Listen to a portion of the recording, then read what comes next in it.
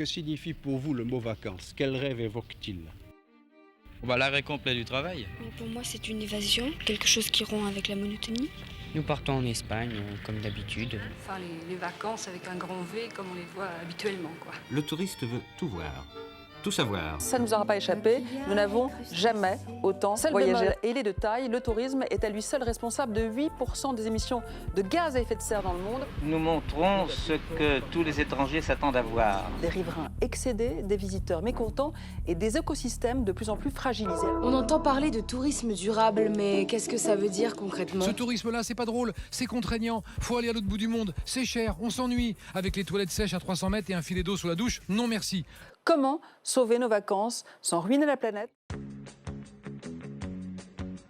Bonjour à toutes et à tous et bienvenue dans un nouvel épisode du podcast Le verre à moitié plein, votre rendez-vous bimensuel dédié au tourisme durable. C'est avec une joie non dissimulée que je commence cette année 2024. Et d'ailleurs, permettez-moi de vous souhaiter une excellente année. Donc je commence cette année 2024 avec un invité qui nous est fidèle depuis le début. Il s'agit de Daymike, le fondateur de l'organisme de colonies de vacances engagées Globe Écolo. Habituellement, chaque épisode du verre à moitié plein explore une facette du tourisme durable, que ce soit sur le plan environnemental, culturel ou socio-économique. Cet épisode est un petit peu différent puisqu'il vient faire le trait d'union entre ces trois piliers fondamentaux.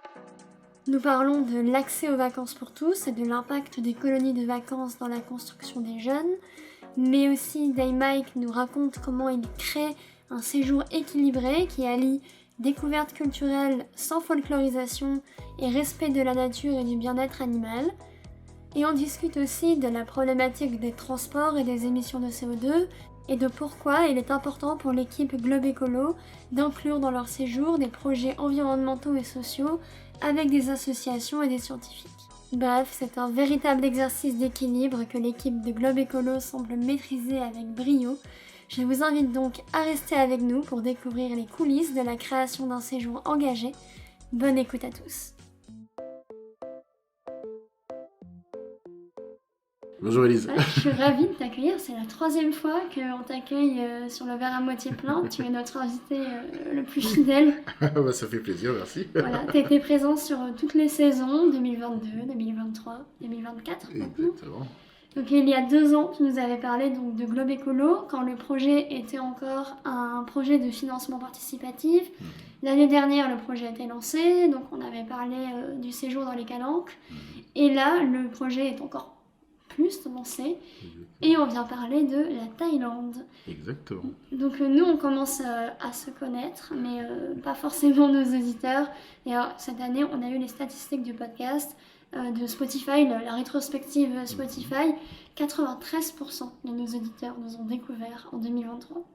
D'accord. Donc, pour tous ces gens-là, je propose que tu te présentes rapidement à nouveau. Ça marche, pas de problème. Du coup, je suis Daymike, je suis le fondateur de Globe Écolo. Globe Écolo, c'est un organisme de colonies de vacances dont les séjours sont spécialisés et liés à l'économie sociale et solidaire. Donc, avec une volonté forte de permettre aux jeunes de contribuer pendant leurs vacances à un moment donné sur les axes et les piliers de l'ESS, que ce soit le développement durable, le voyage responsable, les liens intersociaux ou interculturels, et cela pour des jeunes entre 6 et 25 ans, que ce soit en France ou à l'étranger. Ok. Et comment est-ce que ton parcours a un petit peu influencé la création de Globe Écolo et son attachement aux 3 piliers du développement durable? Beaucoup, arrivé jusqu'à Globe Écolo, au final, plus le temps passe, plus je me dis que c'était presque écrit en fait, dans le sens où ça fait 20 ans maintenant que je suis dans les colonies de vacances, que j'encadre des séjours. J'ai eu la chance, grâce à ce biais-là, de découvrir le monde, de m'enrichir à ce niveau-là. Ça fait 12 ou 13 ans maintenant que je travaille auprès de différentes organisations et organismes pour proposer des séjours aux jeunes. Donc l'idée de monter un séjour qui me parle, qui ressemble et qui rassemble mes valeurs, c'était presque la suite logique du coup. Et l'idée de s'ancrer dans le SS, dans le tourisme durable, c'était fort pour moi parce que comme je le disais, j'ai eu l'occasion de découvrir un peu le monde, c'est une richesse incroyable. Mais il est important de prendre conscience et que nos futures générations, nos jeunes pousses puissent aussi avoir cette vision-là, de pouvoir découvrir le monde tout en ayant une conscience des enjeux forts, notamment environnementaux, qui sont liés au voyage. Et ça, c'est important pour moi d'arriver à transmettre ces valeurs-là. Ok, oui, donc c'est des années d'expérience, de cumul d'expérience, jusqu'à arriver à un point où tu t'es dit, maintenant c'est à moi de... C'est à moi de prendre les choses en main de mon côté, mettre ma petite brique, ma pierre à l'édifice parmi l'ensemble des solutions qui sont proposées, apportées par d'innombrables associations, collectifs, scientifiques. Moi, j'ai un certain savoir-faire sur la création de séjours et je voulais le mettre à profit de cet idéal-là, quoi. Et concrètement, comment est-ce que tu arrives à intégrer les piliers du développement durable dans ton séjour? On va voir tout à l'heure en détail l'exemple de la Thaïlande, on avait vu du coup Marseille l'année dernière, mais dans les grandes lignes, à quoi un petit peu ça correspond, surtout quand on propose des destinations aussi différentes? Alors, l'idée, c'est de bien avoir en tête que l'ADN de Globe Écolo intègre. Le mode opératoire dans la conception des séjours se fait à travers ce prisme-là et celui de l'ESS. La dimension économique en soi, du coup, qui est indispensable, avec cette volonté de s'assurer que chaque acteur du projet est rémunéré ou payé ou dédommagé à sa juste valeur sans essayer de diminuer ou de déprécier les apports, parce que pour le coup ça crée une richesse sur place. Du coup, pour moi, le lien entre l'économie et le social est présent dans le sens où avec plus de moyens, on permet à certaines personnes, certaines communautés, certaines populations de sortir progressivement de la pauvreté, de la violence, de la fragilité ou la précarité, ce qui apporte quelque chose d'extrêmement fort socialement. Du coup, on peut diminuer, on en parlait, les vols par exemple, on peut pousser les familles à laisser plus longtemps leurs jeunes à l'école, les pousser à l'éducation, à l'alphabétisation, et c'est un des enjeux que l'on a dans le tourisme. Et bien sûr, la partie environnementale, c'est d'essayer de diminuer au maximum à la fois son empreinte, sa marque et sa trace sur place en prenant en considération le mode de vie local et des communautés que l'on approche, des paysages que l'on découvre, etc.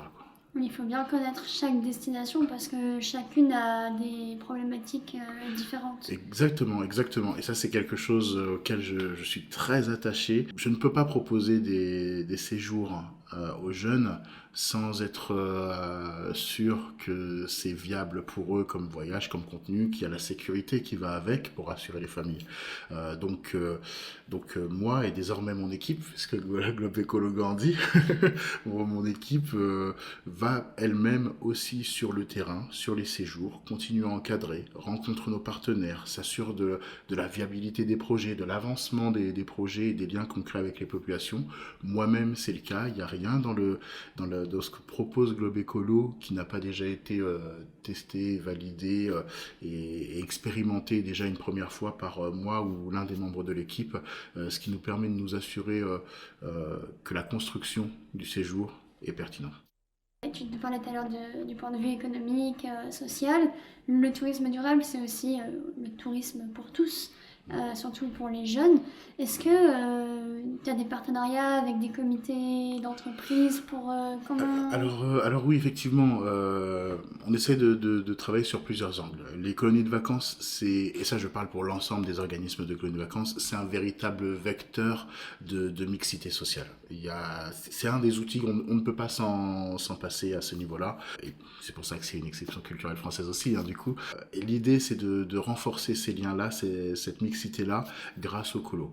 Les CSE, les comités d'entreprise, sont un bon outil pour cela, mais il y a d'autres acteurs. Globe Écolo, par exemple, a mis en place un partenariat, une collaboration avec, par exemple, l'entité Colo Solidaire, du coup, qui permet de proposer des séjours à prix solidaire, notamment pour les personnes avec un QF de moins de 1 000 euros, du coup, un quotient familial de moins de 1 000 euros.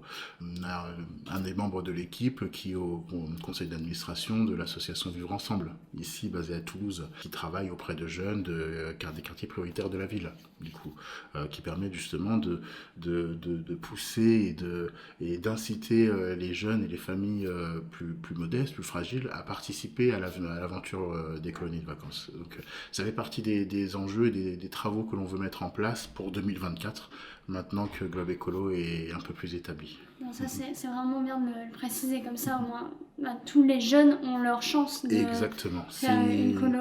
C'est totalement l'idée. Si on continue, surtout quand on voit... on a tous subi un petit peu l'augmentation des tarifs à ce niveau-là. Il faut qu'on puisse être en mesure de maintenir la possibilité à tous de pouvoir participer au colo.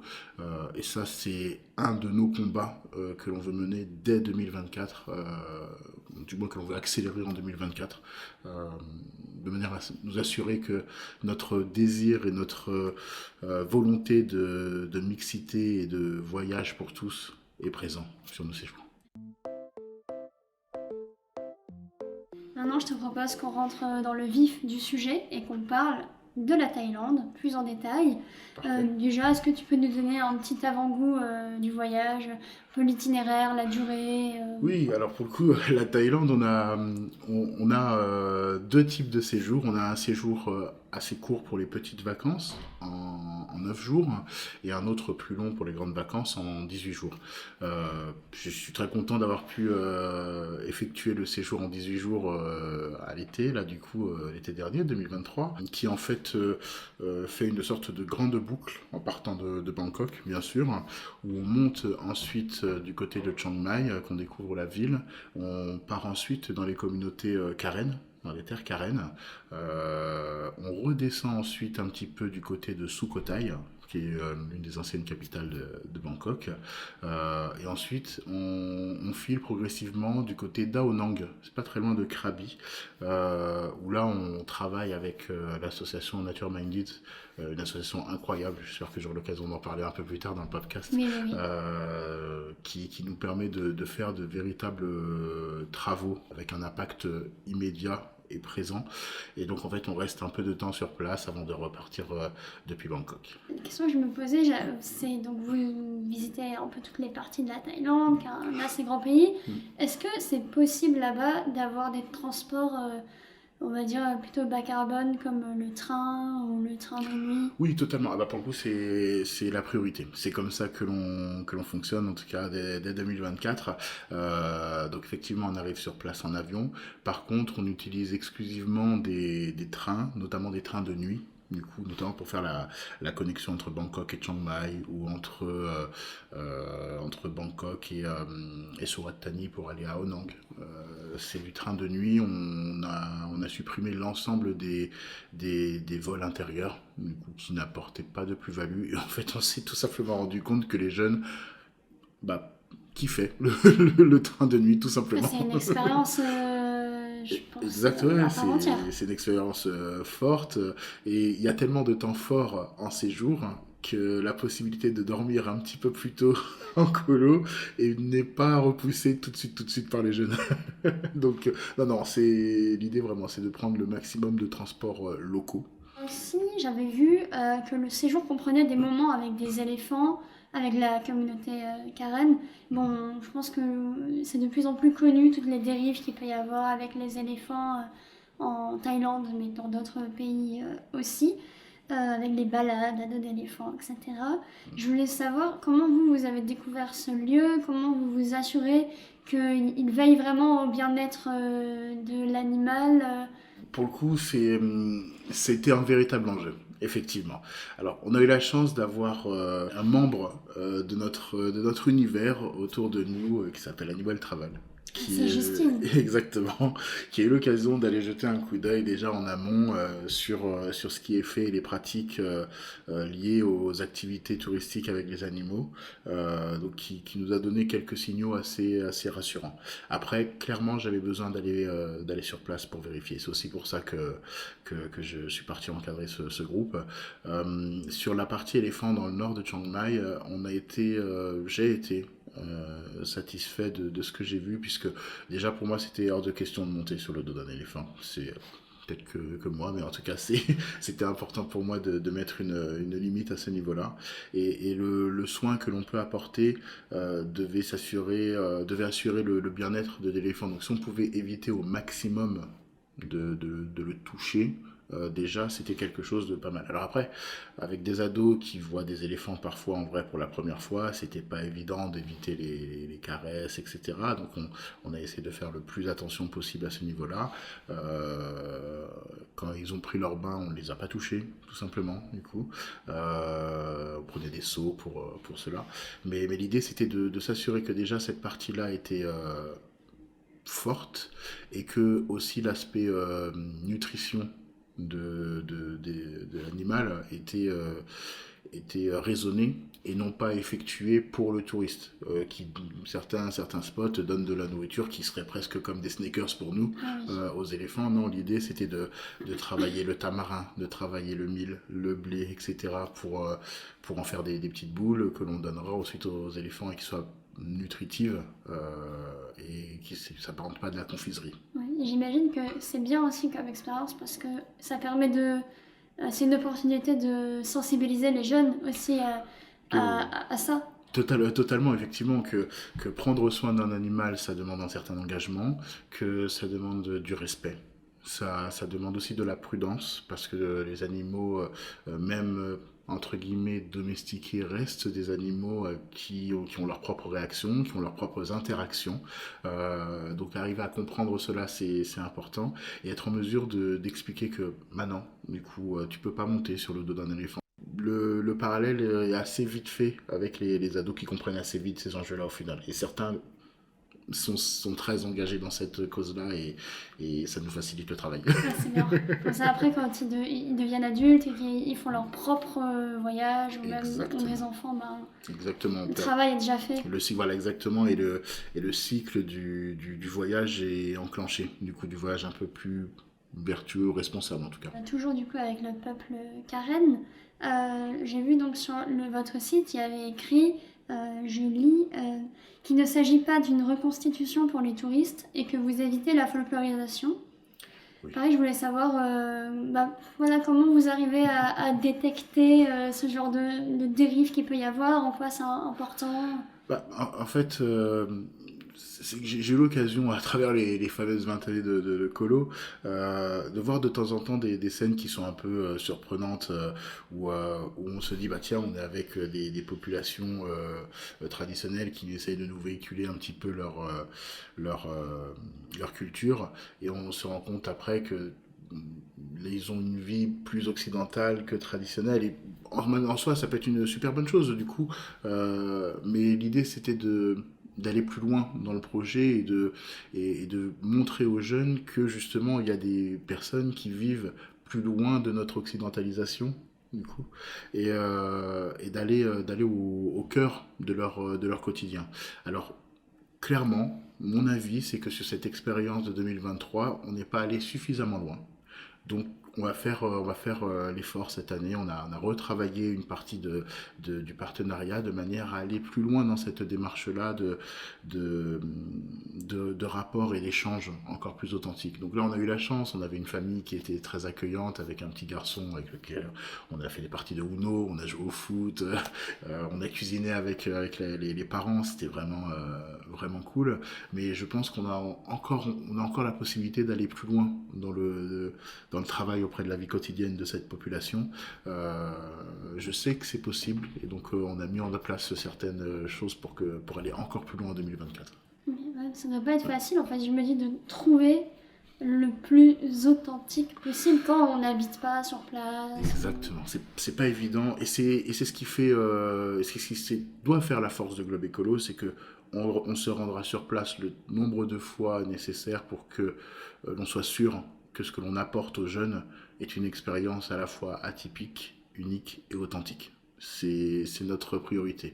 Donc si l'expérience est moins bonne, et ben, on la change, on la modifie, on la travaille.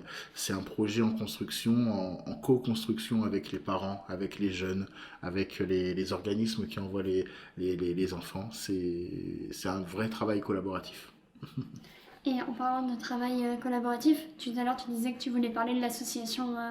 Oui. Donc là on en vient, parce que dans beaucoup de vos séjours, il y a toujours une partie avec des associations, avec des experts, des scientifiques. Exactement. L'année dernière à Marseille, on avait parlé de pas mal d'assauts, je me rappelle Exactement, il y avait de Clean My Calanque. Exactement. Alors, Clean My Calanque nous avait orienté vers l'assaut Merter, du coup, qui est une super asso du coup à ce niveau-là, dont la responsable a eu quelques récompenses récemment aussi, du coup, qui travaille avec nous effectivement sur les calanques pour dans le projet Adopte un spot, du coup, qui nous permet de suivre un peu l'évolution de nos nettoyages de calanques et de faire les remontées au ministère de l'Environnement. Oui. Là, sur la Thaïlande, on travaille avec Nature Minded, une association incroyable, qui a été montée par un Français donc sur place, qui a eu l'occasion de barouder, de rouler sa bosse, qui est lui-même docteur en écologie, du coup, et qui s'est entouré de différents types de scientifiques, des experts en biologie marine, en granulés, etc., et qui travaille avec les populations locales, avec le temps que ça prend, pour stimuler à la fois l'économie locale et s'assurer de la préservation de l'environnement. Parce qu'on n'est pas très loin d'une ville comme Krabi, qui est très touristique et qui peut faire venir progressivement du monde jusqu'à cette région-là d'Ao Nang. C'est le sud de la Thaïlande. Exactement, on est dans le sud-ouest de la Thaïlande, pas très très loin de la frontière avec la Malaisie. Okay. Du coup. Et l'idée en fait, c'est de créer des situations où les jeunes vont épauler les scientifiques locaux dans certaines disciplines sur leur travail, tout en leur permettant de vivre une expérience un peu ludique. Par exemple, là, ce que l'on a fait, nous, l'été dernier, on a travaillé donc avec Andy, qui est l'expert en biologie marine, spécialiste des coraux. Il a fait son master sur le sujet en Italie, parce qu'il est italien, et qui nous fait donc un véritable workshop. On est à 2 doigts du cours de SVT au final, en anglais, sur comment fonctionnent les coraux, les terminologies, la place du corail dans l'écosystème, la place du tourisme dans cet écosystème avec les coraux, etc. Et ensuite, quand on a assimilé cette donnée-là, on part en mer, avec son équipe de scientifiques, où là on travaille en snorkeling du coup, avec la possibilité de faire de l'apnée en snorkeling, pour aller identifier les coraux avec un papier, avec un camaïeu de couleur dessus, qui distingue les différentes catégories de blanchiment des coraux, les différents types de coraux. On les identifie avec les jeunes sous l'eau, on les remonte aux scientifiques qui sont sur le bateau pour qu'ils puissent mapper les coraux à changer et faire le monitoring afin de revenir après eux avec leurs équipes pour soigner le corail, du coup.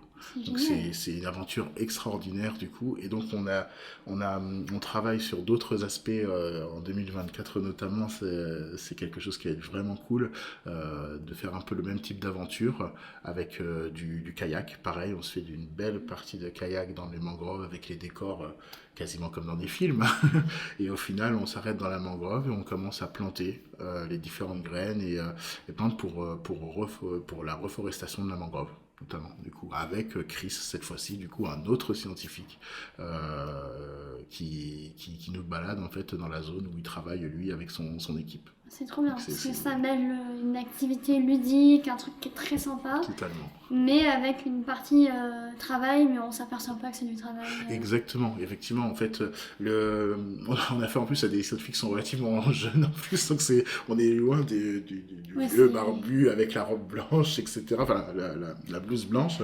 On est vraiment sur une équipe assez jeune qui a envie de transmettre. Et ça, c'est déjà top, d'arriver à transmettre sa passion dans une science, c'est top. Avoir cette volonté de faire comprendre aux jeunes la place de l'écosystème dans leur propre vie, du coup, et dans tout le milieu environnant, c'est extraordinaire. Et d'avoir pu y glisser des activités ludiques pour amener les jeunes à se passionner de ces domaines-là, c'est incroyable. Et donc, c'est trop bien, ça nous donne des vocations aussi à des jeunes. C'est ce que j'espère. Voilà. Surtout s'ils voient que le scientifique est jeune, un peu fun. Totalement, oui. Ils sont complètement, complètement délurés en plus, certains moments, c'est vraiment génial. Et ça donne vraiment une vraie coloration différente à la colonie de vacances. Et c'est extraordinaire. Les jeunes se retrouvent dans un endroit au pied d'une montagne, à dormir dans une tente au pied de la montagne, couvert par la grotte, qui peuvent escalader s'ils le souhaitent, avec les singes qui viennent le matin, etc. Puis, hop, ils se réveillent, la cuisine est incroyable sur place, et au final, ils partent avec un scientifique à l'aventure. Pendant une journée, ils sont scientifiques prêts à se retrousser les manches et à participer à l'élaboration d'un écosystème plus viable sur place. C'est formidable. Pour les jeunes, en termes d'expérience, je trouve ça incroyable. Et là, c'est la Thaïlande, mais il y a des activités similaires sur tous les séjours proposés. Plus ou moins, oui, effectivement, on a le même type de situation. Là, je reviens du Guatemala, par exemple, où on travaille auprès de la communauté de Tsutuil, au lac Atitlan, sur différentes approches, notamment sur la plantation de roseaux sur le lac pour prévenir à la fois de la pollution liée aux déchets du lac, mais aussi favoriser l'écosystème, notamment pour les poissons et les pêcheurs qui sont sur place, du coup. Sur le Mexique, on travaille avec Victor, notamment du côté de Marawal, personnage haut en couleur lui aussi, expert en survie du coup, avec lequel on travaille sur la protection des tortues qui sont en période de ponte. Donc on est là à la fois pour être suffisamment discret pour laisser les tortues pondre sereinement et s'assurer que les œufs sont bien viables, que les trous sont solides, et en même temps être suffisamment présent pour empêcher la présence des jaguars. Qui sont des prédateurs importants sur la région. Donc voilà, il y a un travail aussi à ce niveau-là de monitoring qui est assez important, avec après le lâcher de bébés tortues au petit matin, du coup. Donc c'est des expériences que les jeunes n'oublient jamais. J'imagine, c'est trop bien. Maintenant, je te propose qu'on parle de l'après-séjour. Voilà, c'est déjà le temps d'en rentrer à la maison. Comment ça se passe, l'après-séjour? Est-ce que vous faites un bilan avec les jeunes pour voir ce qu'ils ont appris, ce qu'ils ont retenu du séjour, ou leurs améliorations aussi Oui, on fait un bilan sur place à la toute fin du séjour, du coup sur le chemin du retour, expliqué avec les enjeux du bilan. On a fait le choix de le rendre anonyme, de manière à ce que chaque jeune déjà puisse se dire qu'il peut parler librement. Et pour coupler cette volonté de parole libre, on le propose avec un QR code ou un lien sur lequel ils répondent en fait directement depuis leur téléphone. Okay. Donc ça permet d'être sûr que les réponses sont anonymes et les équipes sur place, potentiellement, celles qui voudraient un peu tricher, entre guillemets, ça n'arrive pas chez nous, je rassure, mais on ne sait jamais. Du coup, c'est impossible à ce niveau-là. Donc les jeunes peuvent parler librement, ça leur demande, c'est un questionnaire qui leur demande quelles sont leurs affinités, parce qu'en fait, quelqu'un qui va sur un séjour nature alors qu'il est plutôt ville, son a priori sur le séjour est pas le même. Celui qui préfère la plage et qui se retrouve avec plein d'animaux, peut-être que sa perception n'est pas la même du séjour. Ce genre de choses, il est expérimenté dans l'écolo, et ensuite on détaille, du coup, y compris sur l'approche ESS et l'action de contribution de Globe Écolo. Et après ça, les familles aussi reçoivent un questionnaire un peu différent pour voir s'ils ont vu des changements sur leurs jeunes, est-ce que ça a donné à leur enfant la volonté de faire d'autres actions. On se rend compte que de temps en temps oui, et de temps en temps pas du tout au final, mais ça nous permet d'avoir une belle visibilité de notre action. Ça donne la parole à tout le monde. C'est intéressant, c'est vrai que j'ai fait pas mal de colos et il n'y a jamais eu un questionnaire comme ça Alors, ça se fait de plus en plus, mais j'ai voulu changer le mode de ce questionnaire-là, de le rendre plus sympa, plus moderne, plus détendu, avec des questions un peu variées, avec des comparaisons, etc. C'est quelque chose qui soit vivant, qui corresponde à un questionnaire de colo et pas un simple questionnaire de satisfaction de la FNAC, quoi. Donc, c'est un peu l'idée. Et pour les parents, c'est la même chose. Je veux vraiment que chacun des acteurs puisse être impliqué. Et là, on a déjà 2 ou 3 partenaires de type CSE qui nous ont posé la question, est-ce que vous pouvez nous faire parvenir votre exemplaire de questionnaire, parce qu'on le trouve plutôt sympa et on voudrait voir à quoi ça ressemble. Donc c'est assez flatteur, oui, mais c'est plutôt cool, mais ça veut aussi dire que les CSE veulent s'engager dans cette démarche-là. Et ça, c'est extrêmement bon. C'est extrêmement bon. C'est motivant. Exactement. Et est-ce que tu peux nous partager une anecdote d'un jeune qui a particulièrement bénéficié de l'expérience Globe Écolo, où tu sais que ça a eu un impact direct après dans sa vie? Alors, oui, à ce niveau-là, je pense à 2 jeunes en particulier que j'ai eu, mais pas sur la Thaïlande. Je sais pas si j'ai le droit de faire cette entorse. Oui, bien sûr. C'est top. Et du coup, oui, je pense à 2 jeunes avec qui je suis parti à l'hiver dernier sur mon séjour à Paris, sur la cuisine du monde, où les jeunes apprennent la cuisine du continent asiatique, africain, sud-américain, avec des chefs locaux et natifs, et ensuite qui reproduisent ce qu'ils ont appris en cours de cuisine en plus grande quantité pour le distribuer en maraude. Du coup, l'expérience est assez intense pour les jeunes, pour des préadolescents, mais c'est quelque chose qui se vit tellement bien à ce niveau-là. Et j'ai eu la chance du coup de voir et d'apprendre que 2 des jeunes de ce séjour-là se sont revus après. Ici, elles sont basées à Toulouse. Elles se sont revues après, elles ont fait une grosse session de cuisine de gâteaux, de pâtisseries, pour les redistribuer après en maraude dans leur village à eux. Et j'ai trouvé que c'était vraiment, vraiment cool de prendre cette initiative-là à partir de ce moment-là qui a été vécu.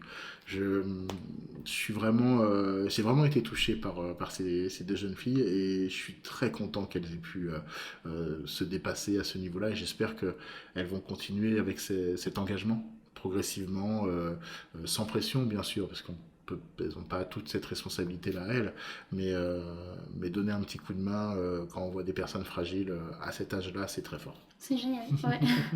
Et s'il y a des parents qui nous écoutent, ou même des enfants, est-ce que tu pourrais leur donner 3 bonnes raisons de partir avec Globe Écolo? Alors, 3 bonnes raisons. Alors, je pense d'abord, alors ce ne sera pas forcément spécialement avec Globe Écolo pour la première. Je pense que tout simplement, le concept de colonie de vacances est une expérience presque unique à faire vivre à son enfant. C'est vraiment un moment où il a la possibilité d'être lui-même, avec ses pairs, sans le regard des adultes, en tout cas des adultes référents dont il a l'habitude. Et c'est quelque chose qu'il faut vraiment avoir autour de soi comme dispositif, et le garder même en mode de garde entre guillemets, mais aussi comme une expérience de vie pour votre jeune. Je pense que c'est quelque chose à avoir en tête. Après,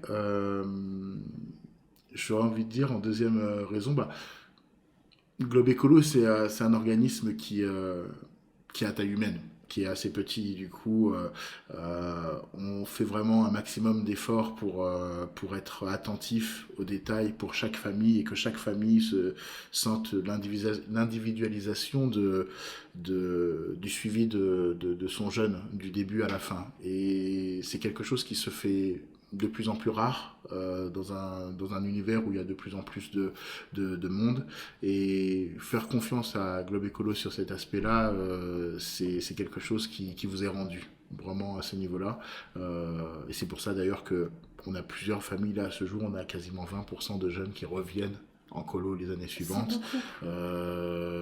Tous les CE qui se sont engagés une première fois reviennent travailler avec nous, donc c'est qu'il y a quelque chose. Il y a quelque chose qui se fait. Et enfin, la raison, c'est que la troisième raison, je dirais, la particularité des concepts Globe Écolo. C'est cette idée de dire, est-ce que vous avez la possibilité de voir votre enfant contribuer à quelque chose qui peut être un tout petit peu plus grand que lui tous les jours? Non, c'est rare.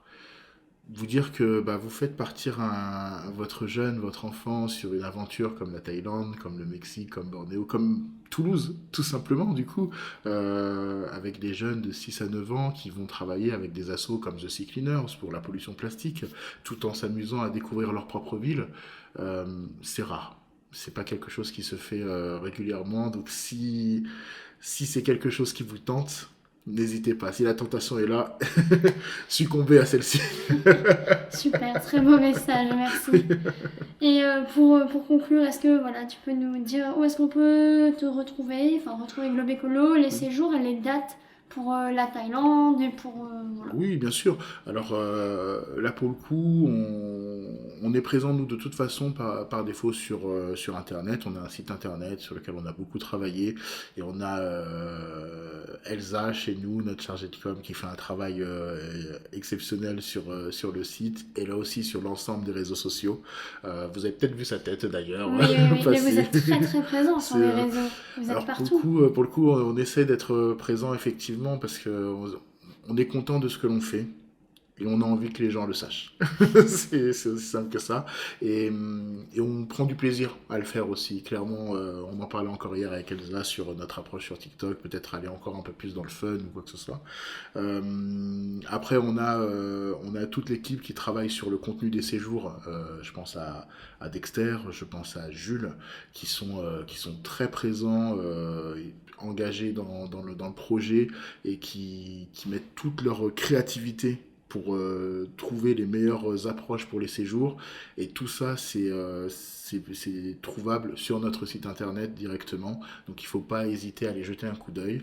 Il y a un numéro de téléphone. Alors, à ce jour, c'est encore le mien. Du coup, il faut que je change ça. Mais quoi qu'il en soit, s'il y a des questions, il ne faut pas hésiter. Nous solliciter sur les réseaux aussi. Et sur certaines plateformes particulières, comme par exemple les Floqueoporters. Par exemple. Trop bien, merci. Je mettrai tout ça dans la description du podcast. Super, avec plaisir. Et puis voilà, merci encore d'être venu encore une fois à Toulouse. C'est toujours un plaisir, Élise, et je suis très heureux d'avoir pu faire ce nouveau podcast. Moi aussi. Hop, voilà. C'est la fin de cet épisode du verre à moitié plein. Et si vous écoutez ce message, c'est que vous êtes resté jusqu'au bout. Alors merci. Si le podcast vous plaît, vous pouvez nous mettre 5 étoiles sur Apple Podcast ou Spotify et vous abonner. On a également un compte Instagram, podcast.vert, où nous vous partageons du contenu exclusif. Le lien se trouve dans la description. Vous pourrez aussi nous partager des idées de sujets que vous aimeriez que l'on aborde. Alors, à dans 2 semaines pour un nouvel épisode, et d'ici là, n'oubliez pas de voir le verre à moitié plein.